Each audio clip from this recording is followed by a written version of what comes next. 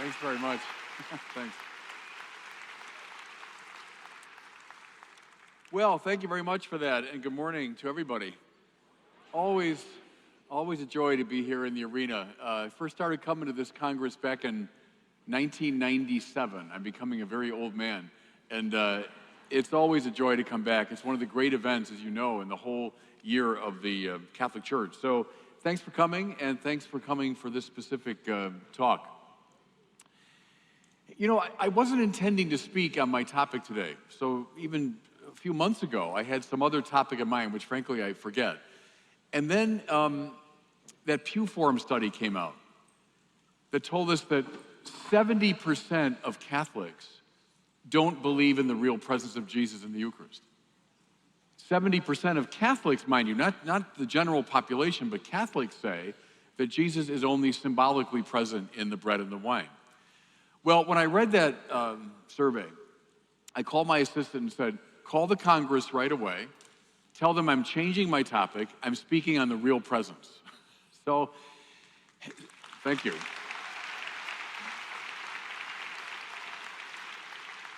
See, here's the thing, everybody. One of the, 2 or 3 most famous one-liners of Vatican II is that the Eucharist is the source and summit of the Christian life, right? I mean, one of the great lines of the Second Vatican Council. It's the beginning and the end. There's a be-all and end-all quality to the Eucharist. It's where it all comes from, where it's all tending. And if now, 50-some years after the end of the council, 70% of our own people don't understand the meaning of the Eucharist, well, Anaheim, we have a problem.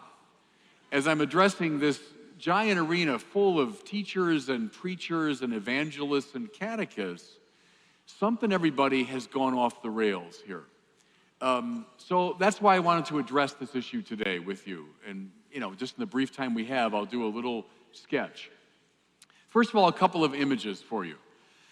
This is, maybe 10 years ago or so. I was in Rome for Easter, and I went down to St. Peter's to concelebrate the great papal Mass. And somehow I thought this would be a little better organized. I was, distributing communion to this huge crowd. I thought they'd say, well, now you go, right there and you stand. I remember I was sort of standing with the ciborium, and the MC went like this. just go. So off I sort of waded into this great crowd. And I had the Blessed Sacrament.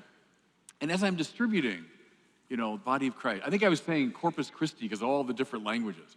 Corpus Christi, Corpus Christi. The hands began to stretch out to me. And people began to shout, Padre, per favore, Padre, please, please. Now, I'll grant you, some of this is Italian melodrama. It's no accident that the opera began in Italy, right? But nevertheless, I was always struck that gesture and that style is entirely appropriate. If we're just dealing with a bland symbol, who cares? But somehow those good people from all over the world sensed there's something here of crucial significance. There's a food here that I can't get anywhere else. And so please, please, like a starving person, that strikes me as an appropriate reaction to the Eucharist. Here's a second image from Ronald Knox, the great 20th century theologian and apologist. Knox said something which has always struck me. He said, let's face it, 99% of Jesus' commands are obeyed at best in the breach, right? So love your neighbor, love your enemy, pray for those who curse you, turn the other cheek. I mean, let's face it, most of us disobey Jesus' commands most of the time.